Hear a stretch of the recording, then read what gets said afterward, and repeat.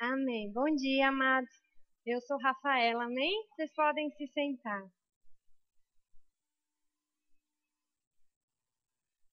Bem,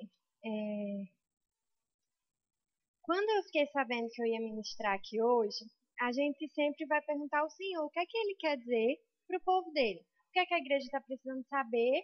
E nós ficamos atentos ao que o Senhor está falando para trazer isso para a igreja. O que eu vou falar hoje vai ser um pouco corrido, porque eu vou tratar de um tema muito extenso. Mas eu prometo para os irmãos que eu vou terminar no horário, amém? Eu vou falar sobre o livro de Efésios. O livro de Efésios, eu vou dividir a minha ministração em três partes. A primeira parte, eu vou falar o contexto histórico que foi escrito o livro de Efésios, contar um pouco da história de Efésios. A segunda parte, eu vou falar acerca da carta. E a terceira, a gente vai falar algumas coisas sobre a carta de Efésios. Bem, começando, o livro de Efésios ele tem muito conteúdo histórico, ele tem um conteúdo, uma carta muito inspirada pelo Espírito, ele tem muitas peculiaridades o livro. Então é um livro que se você estudar, sempre vai ter mais coisas para você saber. Até porque quem escreveu esse livro foi o apóstolo Paulo. E o apóstolo Paulo ele era muito intenso nas coisas que ele fazia. Ele escreveu quase todo o Novo Testamento. Então, existe muita informação acerca disso.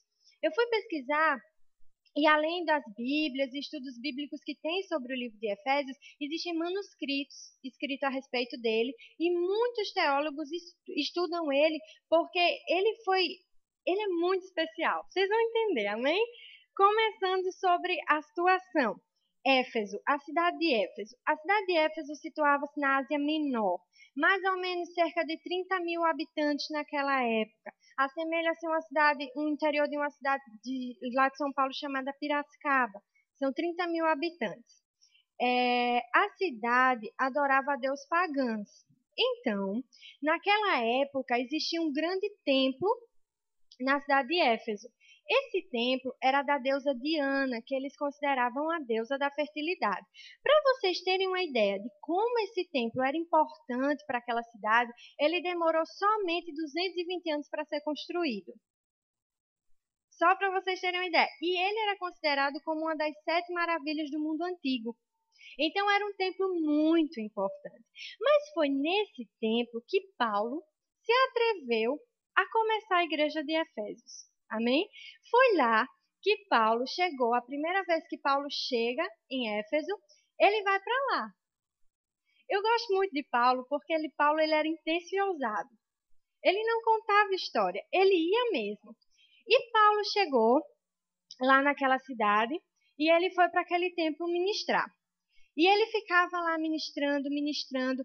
E aí vem o nascimento da igreja de Efésios. Está toda relatada em Atos 19, amém? Eu não vou ler porque é muito grande, mas eu vou explicar para vocês.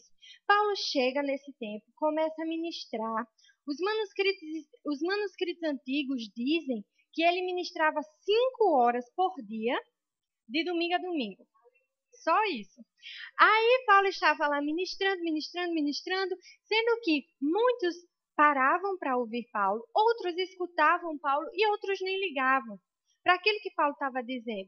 Então, o que é que Paulo fez?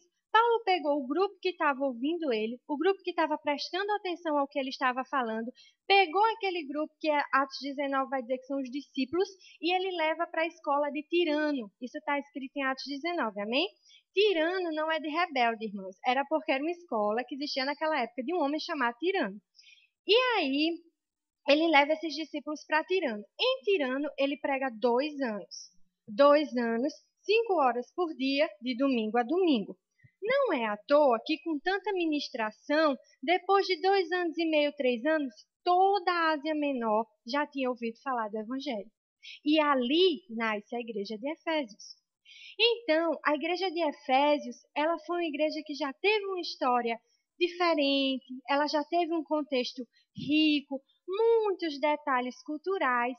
Passam-se 8 a 9 anos, a igreja de Efésios começa a esfriar. E aí, nós vamos falar agora da carta. Paulo está preso em Roma.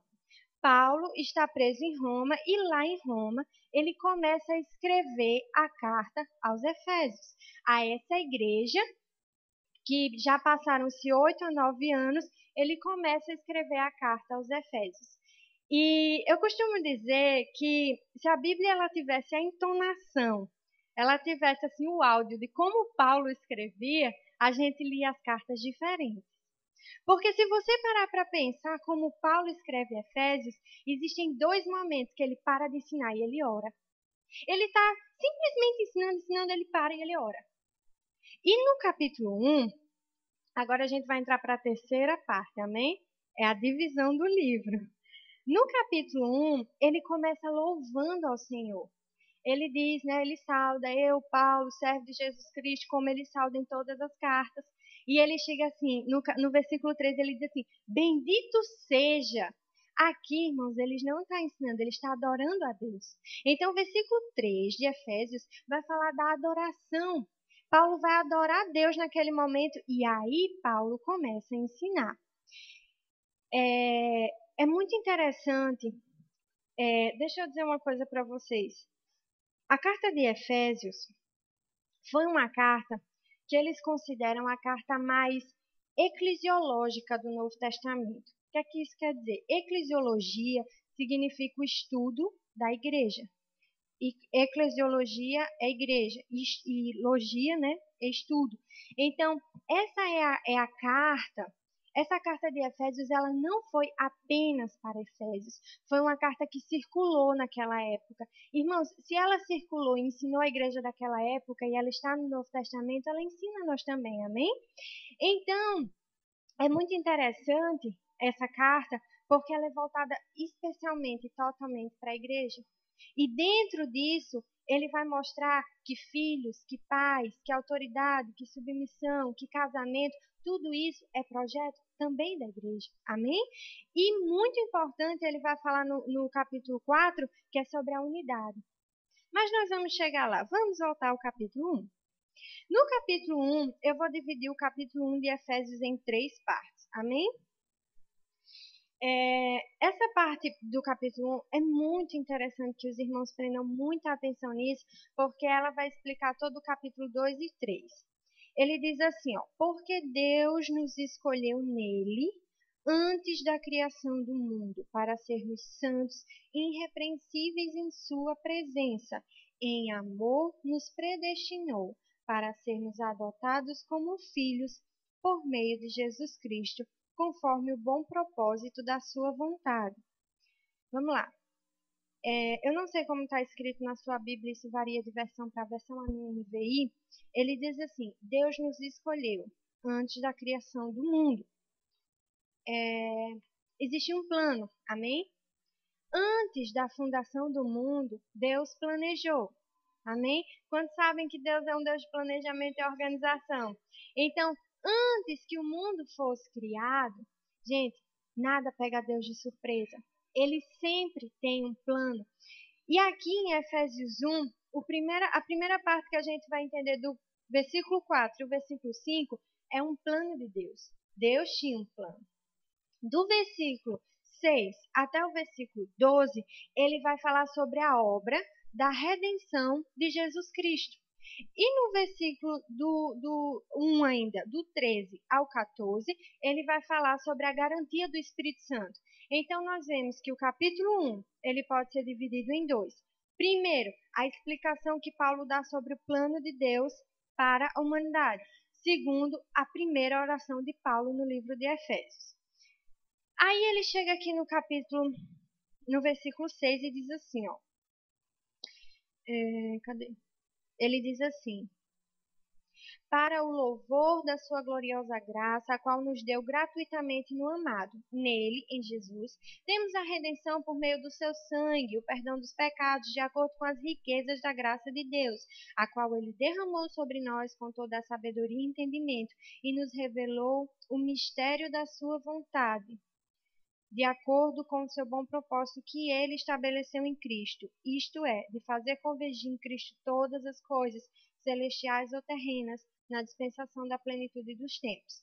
Aí ele diz aqui no 11, nele fomos também escolhidos, tendo sido predestinados conforme o plano daquele que fez todas as coisas segundo o propósito da sua vontade. Vamos aprofundar aqui. Eu falei que no versículo 1, no capítulo 1, temos dois momentos, a oração de Paulo e o plano de Deus. O plano de Deus vai se dividir em três: o plano perfeito de Deus para a humanidade, a obra da redenção do Espírito Santo e a garantia, a obra de redenção de Jesus e a garantia com o Espírito Santo. Irmãos, vejam que na Bíblia diz predestinados. A Bíblia não está dizendo que Deus destinou a ninguém. Não existe, nós não somos forçados a fazer nada. Deus, ele é cavalheiro, ele é gentil, ele nos convida, ele nos chama. Então, predestinação é um pré-projeto, é um pré-plano que depende de nós aceitarmos, entrarmos na vontade de Deus. E a Bíblia diz que a vontade dele é que todos cheguem ao pleno conhecimento da sua palavra. Então, Paulo não está dizendo aqui que eu e você somos especiais e que Deus não quer salvar outros, somente a nós. Não. Paulo está dizendo que Deus tem um plano para a humanidade. O que é que Paulo está querendo dizer aqui? Vocês concordam comigo que havia um povo eleito, a nação judaica. Havia um povo escolhido, os judeus. Mas vocês concordam comigo que Adão pecou, né? A gente aprende muito isso. E aí Jesus tinha que vir para nos resgatar, para nos tirar da lama do pecado. E quando Jesus faz isso, ele não só salva os eleitos, mas ele salva a todos. O que eu quero dizer com isso? Irmãos, antes da fundação do mundo, Deus já tinha um plano para mim e para você. Amém? Não existe essa coisa de que Deus ele tinha apenas para alguns. Não, ele já sabia que Adão ia pecar. E antes que criasse o mundo e Adão, ele planejou para mim e para você um plano de redenção. Então, Deus tinha um plano perfeito. Esse plano foi quebrado. Amém? Adão pecou, nós fomos tirados, destituídos de Deus. E aí Jesus vem e nos restitui novamente. Amém? E aqui ele está falando disso. E o que é que ele vai dizer sobre o Espírito Santo? Jesus vai, o Espírito Santo vem. E quem é o Espírito Santo? A Bíblia vai dizer aqui no versículo 13 e 14 que ele é o penhor, que ele é a garantia. Amém? Que Jesus vai voltar. Irmãos, o ministério do Espírito Santo, ele é muito profundo, ele é muito específico, porque você já pensou, Jesus foi e ele deixou um penhor. Ele deixou uma prova, ele deixou uma nota, dizendo, ele deixou um selo, um adesivo em mim e você, dizendo, eu vou voltar, eu venho lhe buscar, você não está perdido. Não acabou ali, não acabou na cruz. O Espírito Santo é exatamente o que nos mantém firmes. Juntamente com a graça de Deus, nós podemos estar firmes no Senhor. Então, nós devemos dar mais valor ao Espírito Santo, estar mais sensível ao Espírito Santo, porque Ele, irmãos, é a nossa garantia. Se você compra um produto, aquele produto não tem nota fiscal, se aquele produto quebrar, já era. Mas quando você tem a garantia de que mesmo quebrado, você pode adquirir outro ou consertar aquele. Jesus foi, mas o Espírito Santo ficou. E Ele é a nossa garantia. Amém? Então, Paulo, vocês vão ver aqui na carta de Efésios que ele já começa explicando todo um plano de Deus. Ele já começa dizendo para a igreja, olha, o contexto é esse, amém? O contexto, Efésios, é esse.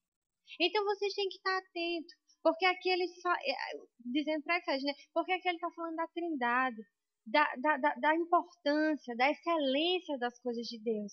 Amém? E aqui, na segunda parte do capítulo 1, ele vai fazer uma oração.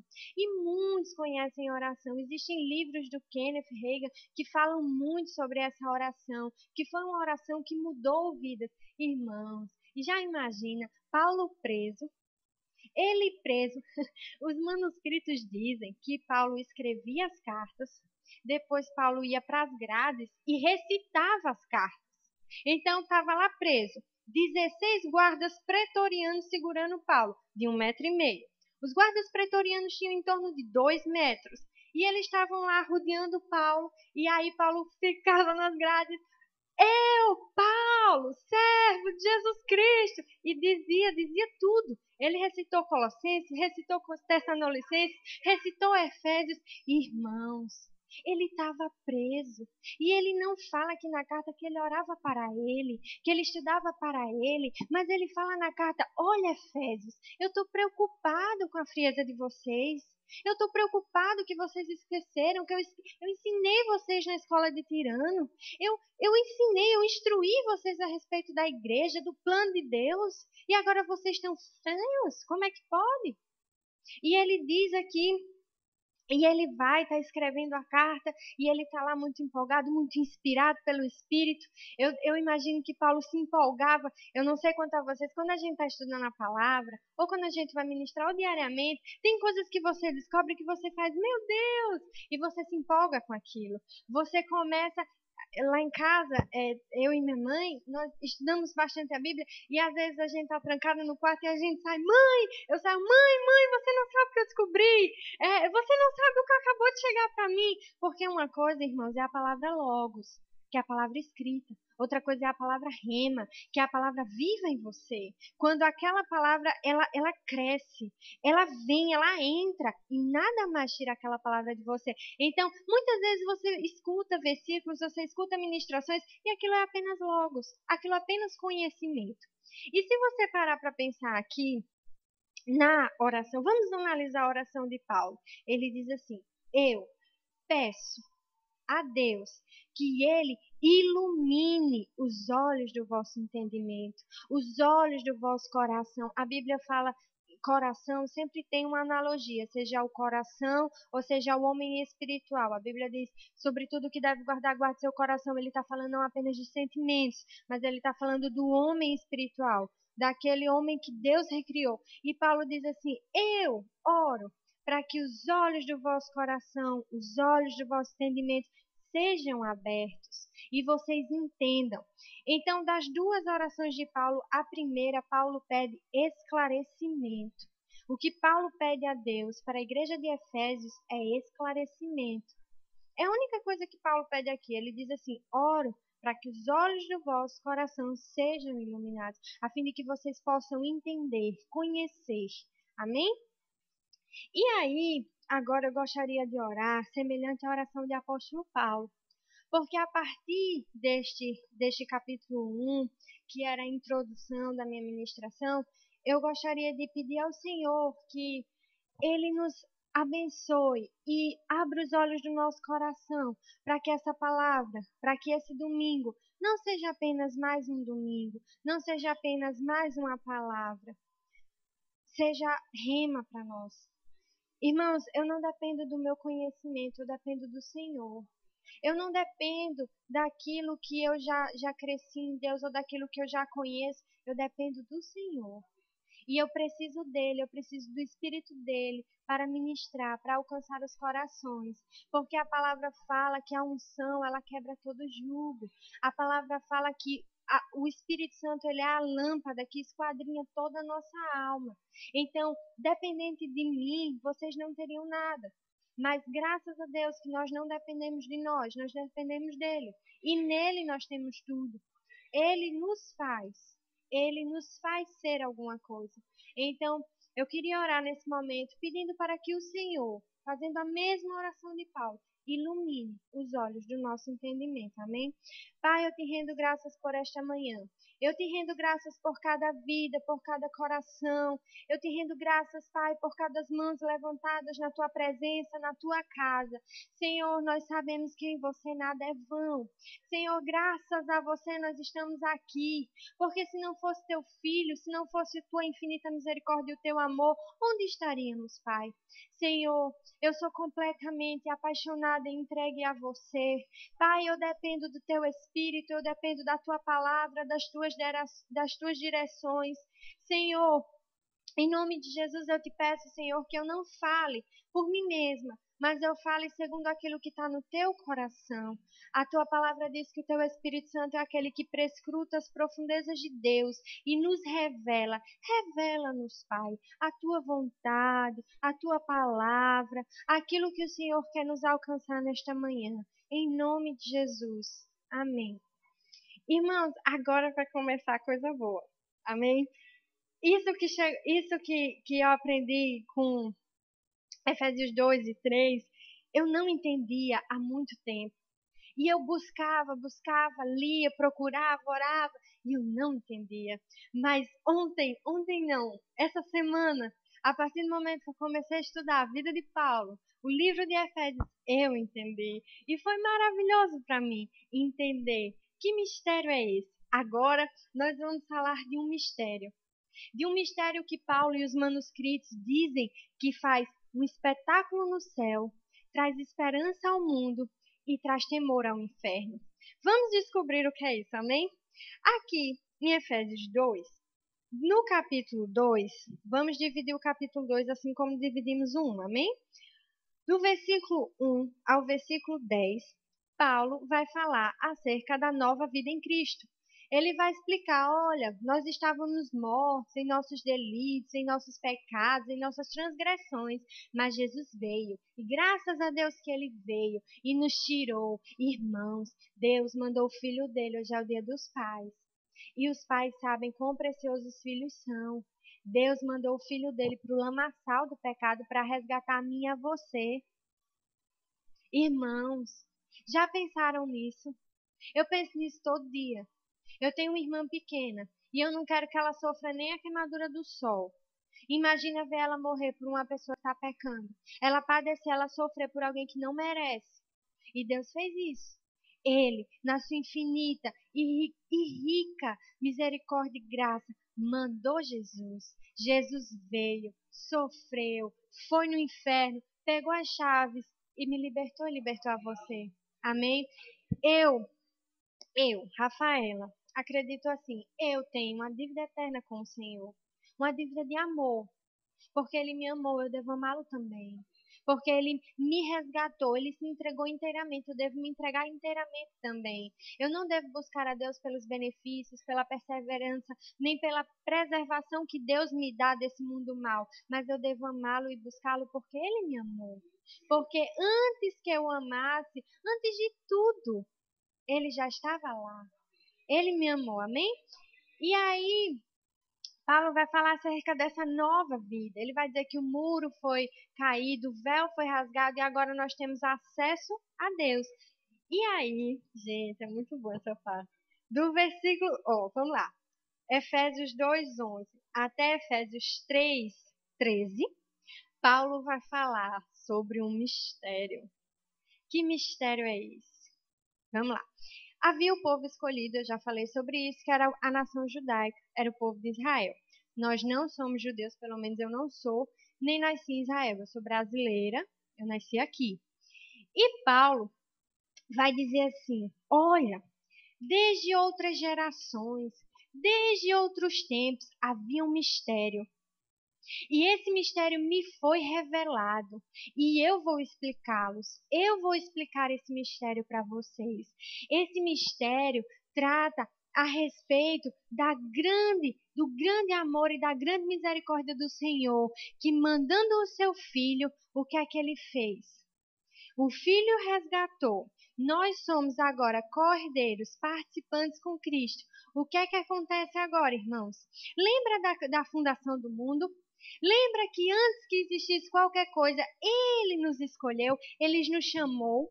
Vamos dizer assim, Deus fez uma lista de chamada. E você está presente se você quiser. Isso depende de você.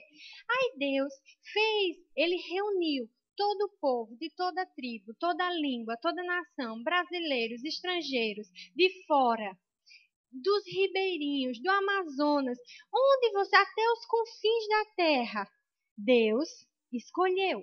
Ele chamou esse povo, que não era o povo escolhido, não era o povo de Israel.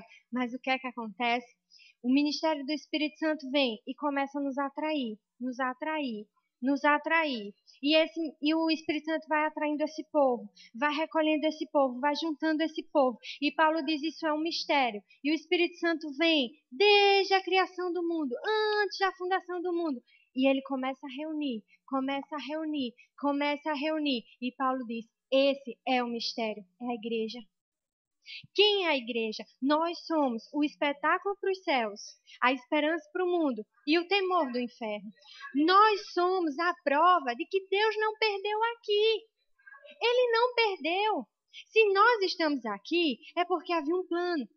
Deus tinha um plano. E nós escolhemos o plano de Deus. E como escolhemos o plano de Deus, Deus está aqui na terra através das nossas vidas para salvar esse mundo. A Bíblia, não a Bíblia, mas estudos falam, os teólogos, né, os manuscritos, que os anjos, gente, eu acho que é Hebreus, a Filipenses vai dizer que os anjos, eles são nossos ministros. Eles são servos daqueles que hão de herdar a salvação. Os anjos estão lá no céu nos assistindo. Nós somos um espetáculo. A Bíblia diz que ajuntamento é esse, que povo é esse. Quem são essas pessoas? São aqueles escolhidos antes da fundação do mundo, atraídos e recolhidos pelo Espírito Santo para trazer salvação para o mundo e acabar com o inferno. Nós somos esse povo. Amém? Então eu fiquei pensando sobre isso, dizendo, Senhor, então é isso a igreja? É isso a igreja? Meu Deus! E eu ficava triste, sabe? Eu vou confessar para os irmãos que quando eu ouvia dizer que os judeus eram os escolhidos, eu dizia, Senhor, tá alguma coisa errada. Não gosto disso, não. Nunca gostei. E aqui eu descobri. Aqui eu descobri que Deus não foi pego de surpresa. Aqui eu descobri que Deus me amou antes da fundação do mundo. E que Deus planejou a igreja, gente. Nós somos o corpo dele. Nós somos partes dele. Ele mandou o mais precioso, ele mandou o Filho. Ele deixou o Espírito Santo como selo, como penhor, como garantia. Gente, as línguas são poder. Amém? A palavra, nós devemos ter todo um respeito a respeito da palavra. Porque a palavra ela é poderosa. A letra para nada vale. A Bíblia diz que a letra mata, mas que o Espírito vivifica. Amém? E é com muito temor que eu venho trazer essa palavra para vocês. Sabe por quê? Porque há uma grande responsabilidade em mim falar, mas uma grande responsabilidade em você em ouvir. Porque a partir de agora, os seus olhos foram iluminados. E você precisa agir à altura da palavra, agir à altura do povo, o único povo capaz de salvar o mundo. Somos nós, a igreja. Amém? E se você continuar o livro de Efésios, que não vai dar para tratar de tudo, você vai ver que ele fala agora da unidade do corpo de Cristo. Irmãos, não dá para nós sermos um. A Bíblia diz aqui no capítulo 2, no versículo 15, anulando em seu corpo a lei dos mandamentos expressa em ordenanças. O objetivo dele era criar em si mesmo, de dois, um novo homem fazendo a paz. E reconciliar com Deus os dois em um corpo, por meio da cruz, pela qual ele destruiu a inimizade. Vocês concordam comigo que havia o Éden? Não havia? E no Éden, Adão e Eva estavam lá. Foi um lugar projetado por Deus, foi um lugar planejado por Deus. Mas lá havia a possibilidade de pecado. E aconteceu. Adão pecou. Mas em Jesus não há mais essa possibilidade. Em Jesus não há mais uma margem de erro. Está tudo completo. O sangue dele não apenas cobriu o nosso pecado, o sangue dele pagou. O sangue dele venceu o pecado. Então não há mais risco de nós não sermos destituídos de Deus. E o Espírito Santo é a prova disso. Então eu lhe aconselho a amar mais e a zelar pelo Espírito Santo. Porque ele é a sua garantia. Amém? Quando a gente compra alguma coisa e vem a garantia, a gente usa mais a coisa do que a garantia. Mas eu lhe aconselho a usar mais a garantia.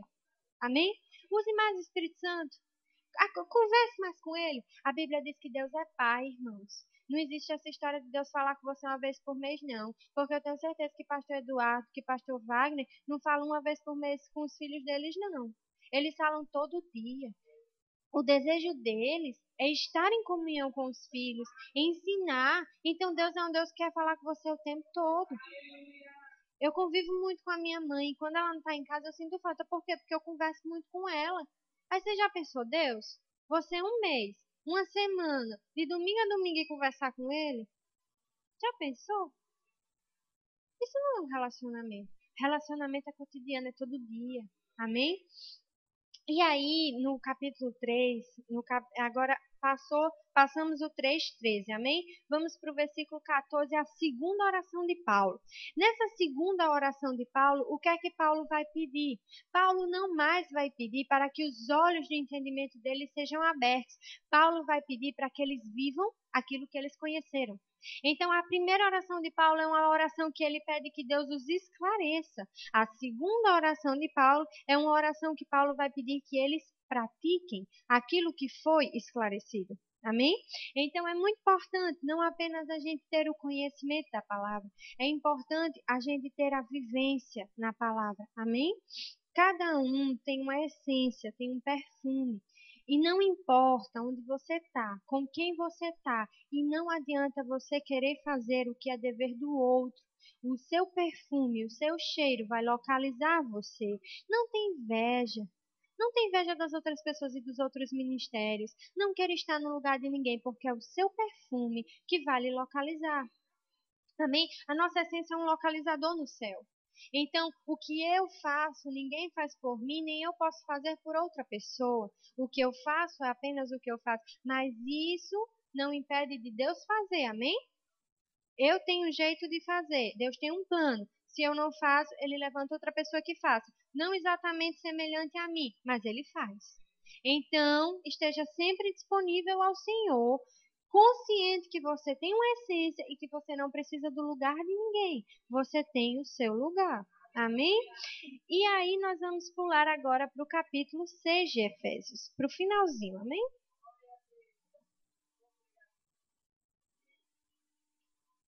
Eu gosto muito do capítulo 6 de Efésios, porque o capítulo 6 de Efésios vai falar de uma coisa que eu gosto muito, história. Eu vou agora falar um pouco da guarda pretoriana. A guarda pretoriana foi a guarda que prendeu Paulo. Como aconteceu? Lá onde Paulo ficou preso em Roma, foi na época do imperador Nero. E Nero tinha um subcomandante que praticamente respondia por ele. O nome desse subcomandante era Sexto Afrâncio Burro.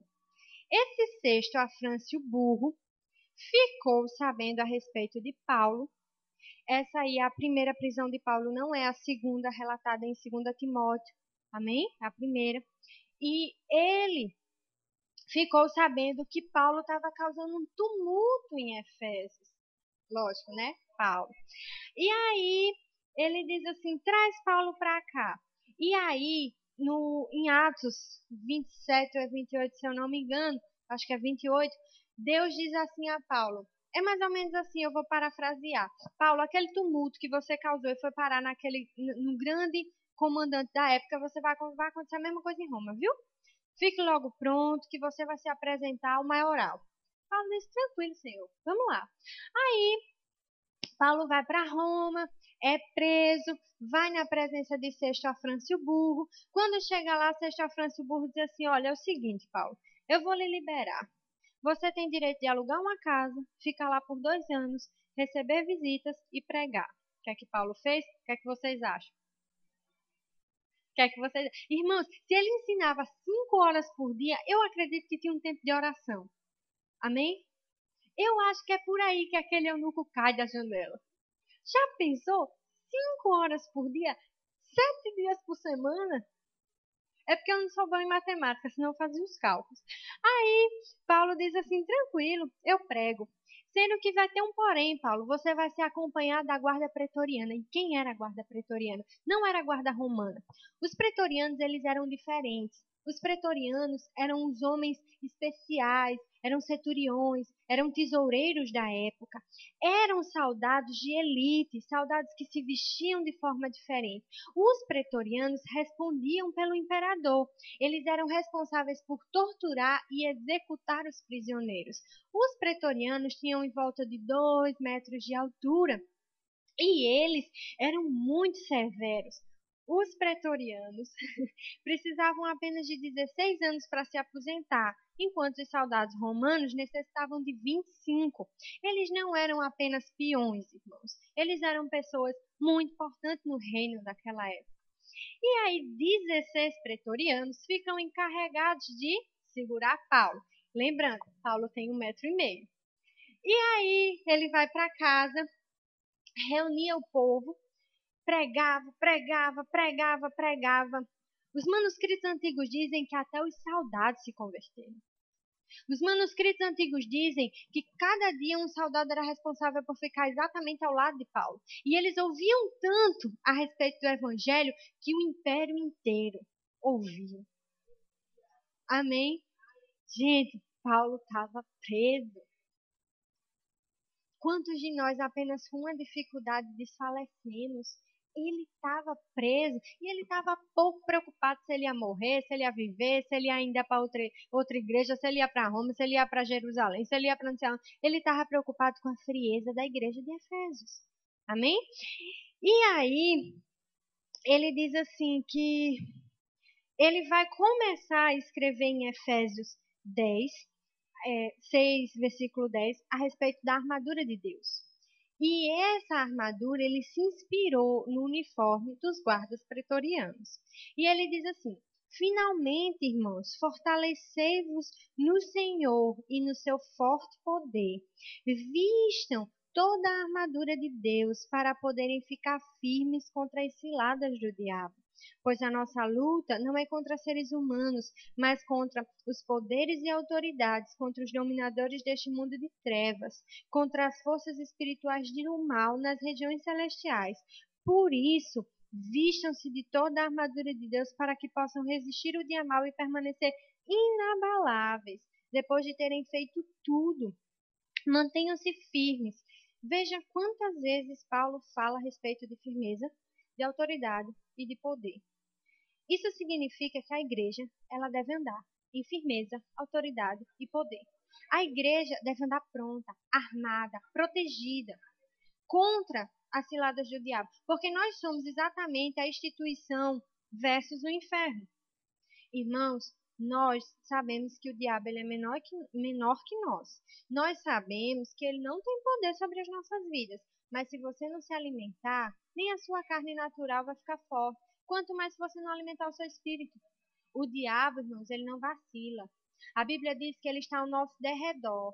Então não vamos menosprezar. Vamos estar firmes, prontos, com autoridade, com poder para resistir. Amém? Ele tem que temer a gente. Ele tem que vir por um e fugir por 7. E para ele fazer isso, irmãos, ele é astuto, ele é ousado. Você pode prestar atenção que o diabo, quando vem dar uma sugestão para você, ele sempre vem como quem está com a verdade. Ele nunca vem assim, ó.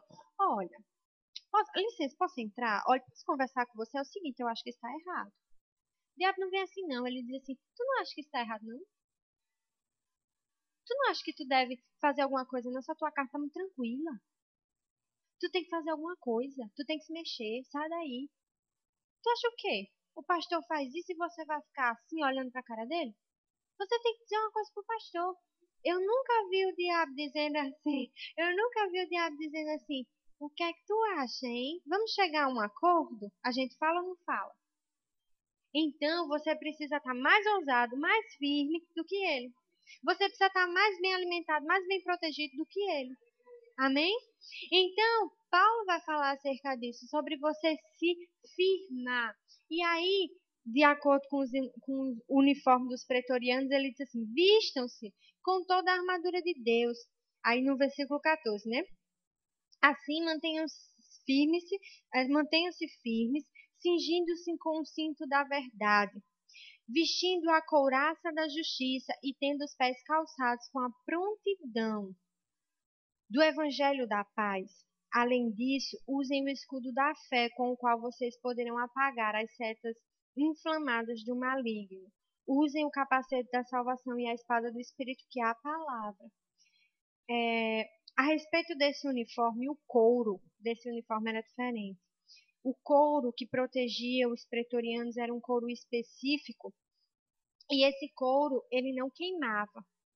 Quando vinha fogo, era apenas eles baterem ou balançarem, o couro ele não se consumia, era um couro diferente. Já pensou nisso? Nós temos que estar não apenas com o natural, mas com o sobrenatural. Eu ouvi um ministro dizer uma coisa que eu achei muito interessante. Ele diz assim: Deus está trabalhando ordinariamente em todo mundo. Ordinariamente, não no sentido de mal, amém? A gente acha que a palavra ordinário é uma coisa menosprezando, é uma coisa deturpando. Não é, é uma coisa comum, amém? Por isso que extraordinário é mais que comum. Então, ele diz assim, Deus está trabalhando ordinariamente em todo lugar. Se você parar para pensar, muitos lugares têm igreja, muitos lugares, cultos são feitos da mesma forma. Ele diz assim, o que Deus está procurando é lugar para trabalhar extraordinariamente. O que Deus está procurando é igrejas que estejam prontas para o extraordinário de Deus. Amém? E Paulo, ele nos instrui a fazer isso. E ele diz assim, além do couro, se você parar para pensar, Paulo fala acerca de elementos que compõem o corpo. Eu pensei sobre isso e aquilo que Deus colocou no meu coração é a respeito das fases, das estações.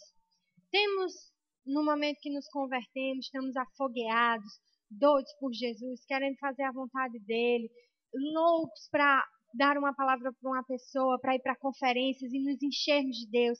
Tem um momento que a gente começa a ter muito ensino da palavra, é um momento que a gente busca, tem aquele momento de oração. Então são fases da nossa vida espiritual, é uma caminhada.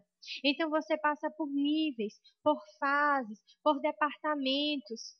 Amém? E você vai crescendo nisso, crescendo nisso. Mas o que Paulo fala aqui é que independente da sua instrução espiritual, você tem que estar sempre firme. Você não pode chegar para Deus e inventar desculpa, não, Senhor. Teve uma fase na minha vida que eu já orei tanto, não preciso mais orar assim. Teve uma fase na minha vida, Senhor, que eu já estudei tanto a Bíblia, eu já sei tanta coisa. Senhor, teve uma fase na minha vida que eu já passei por tanta dificuldade. Ou Senhor, teve uma fase na minha vida que eu já passei por tanta prosperidade. E Deus está dizendo, eu não estou interessado nas suas fases, eu estou interessado na sua perseverança, na sua firmeza em passar por todas elas. E pensando sobre isso, é, a, a nossa vida com Deus, ela não tem um caráter acumulativo. Você não ora 24 horas para passar um mês sem orar. A vida com Deus é um dia a dia, então ela tem caráter progressivo. Você ora hoje, ora amanhã, depois de amanhã, até porque você não se alimenta um dia e passa vários sem se alimentar. Você se alimenta todos os dias. Então, Paulo, em cima do uniforme dos pretorianos, ele está falando acerca das estações, dos níveis em Deus que precisam ser alcançados, mas esse nível não pode trazer soberba ao seu coração. Amém? E ele vai terminar dizendo: orem, orem sempre, usem o capacete da salvação, vistam-se, protejam-se. Amém? Então é muito importante, irmãos, que a gente permaneça no Senhor, firme, o cinto, o cinto. Vocês já pensaram naquela passagem bíblica que diz assim, que o Espírito Santo, ele é uma espécie de agricultor, fala nos evangelhos, e nós somos como árvores que estamos enxertados na videira, e toda árvore que não está dando fruto, ele corta e lança, mas aquela que está dando fruto, ele polda. Deixa eu falar um pouco acerca disso. Eu lembrei disso quando eu pensei no cinto.